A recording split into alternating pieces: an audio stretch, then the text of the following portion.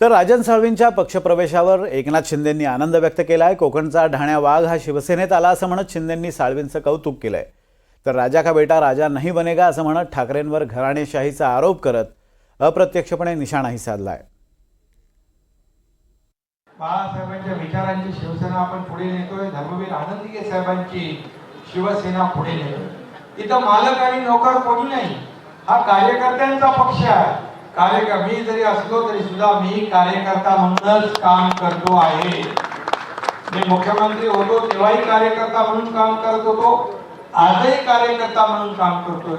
म्हणून या पक्षामध्ये जो काम करेल तो पुढे जाईल। मला वाटतं एकदा कोल्हापूरला खासदार श्रीकांत शिंदे यांनी सांगितलं, हा कार्यकर्त्यांचा पक्ष है।